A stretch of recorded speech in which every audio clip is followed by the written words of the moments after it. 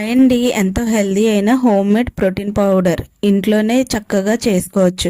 పెద్దవాళ్ళ నుండి చిన్నపిల్లల వరకు అందరూ కూడా చక్కగా తాగొచ్చు. సో డైట్లో ఉన్న వాళ్ళకి కూడా మంచిగా హెల్ప్ అవుతుంది అనమాట.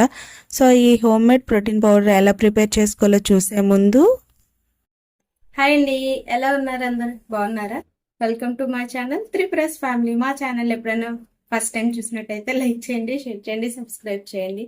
అండ్ ఈరోజు వ్లాగ్ ఏంటంటే హోమ్ మేడ్ ప్రోటీన్ పౌడర్ అనమాట. సో అది ఎలా చేయాలి ఏంటి అనేది నేను ఈ వీడియోలో అయితే మీతో షేర్ చేసుకుంటున్నాను. నాకు కొత్త, నేను ఫస్ట్ టైం చేస్తున్నాను. సో నేను కూడా కొన్ని వీడియోస్లో చెక్ చేసి హోమ్ మేడ్ ప్రోటీన్ పౌడర్ అయితే రెడీ చేస్తున్నాను అనమాట. సో వాటికి కావాల్సిన ఐటమ్స్ ఏంటంటే అన్ని మీతో ఈ వీడియోలో షేర్ చేసుకుంటాను, చూడండి.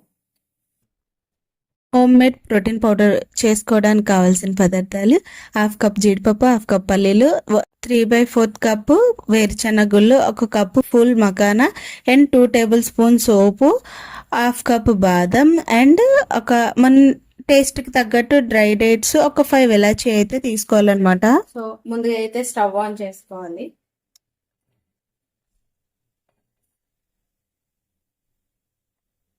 ఇప్పుడు మనం తీసుకున్న కాజు, పలుకులు వేసేదన్నమాట. అన్నీ కూడా ఒకసారి వేసుకొని ఫ్రై చేసుకోవచ్చు. సోపు,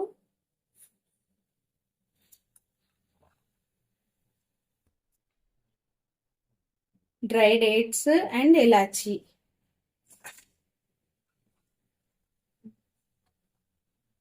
అండ్ మకానా.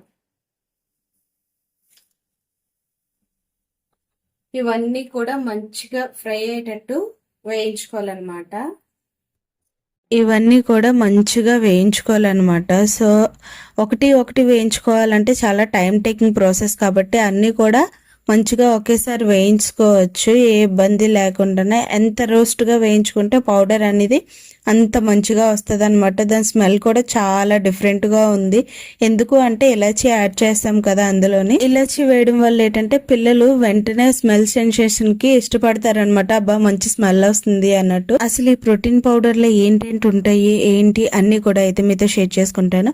వీటిల్లో ఏంటంటే protein, iron, magnesium, good fats అన్నీ కూడా ఉంటాయన్నమాట. సో వీటి వల్ల పిల్లలకి చాలా హెల్త్ బాగుంటుంది, బోన్ స్ట్రాంగ్ అవుతుంది, బ్రెయిన్ పవర్ మంచిగా ఉంటుంది.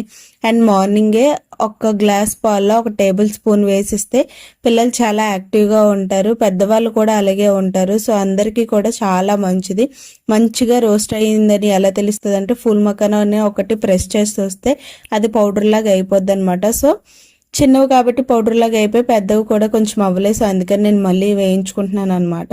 వేయించుకుంటుంటే స్మెల్ కూడా చాలా అంటే చాలా మంచిగా వస్తుంది, ఎందుకంటే సోప్ యాడ్ చేసాం కదా అందులో. సోప్ అనేది మన డైజెషన్ సిస్టమ్ కి మంచిగా హెల్ప్ అవుతుంది. ప్రోటీన్ అనేది కొంచెం టమ్మీ ఫుల్ గా ఉండి డైజెషన్ అవ్వడానికి ఇబ్బందిగా ఉంటది కదా, అందుకని చెప్పేసి 2 టేబుల్ స్పూన్ సోప్ అయితే యాడ్ చేశాను. అండ్ పల్లీలు కూడా ప్రెస్ చేసి చూస్తున్నాను, చూసారా ఎంత బాగా వేయాయో. ఇవి కూడా ఈ మొత్తం వేయించుకున్న తర్వాత కంప్లీట్ కూల్ అయిపోవాలన్నమాట. కంప్లీట్ కూల్ అవ్వాలని ఎందుకు చెప్తున్నానంటే కొంచెం హీట్ మీదన్నా మీరు గ్రైండ్ చేసుకుంటే ముద్దగా అయిపోద్ది అనమాట. సో ప్రోటీన్ పౌడర్ అనేది ఎంత డ్రైగా ఉంటే అంత మంచిగా ఉంటుంది. అండ్ స్టోర్ చేసుకోవడానికి కూడా మంచిగా ఉంటుంది, ఎక్కువ రోజులు ఉంటుంది అనమాట. సో ఇక్కడ నాకు మొత్తం అయితే బాగా వేయించుకున్నాను. ఇవి మొత్తాన్ని ఒక ప్లేట్లోకి ట్రాన్స్ఫర్ అయితే చేసుకుంటున్నాను అనమాట. ఇప్పుడు ఇవి మొత్తం కంప్లీట్ కూల్ అయినంత వరకు కూడా నేను ఫ్యాన్ కింద అయితే పెట్టుకుంటాను.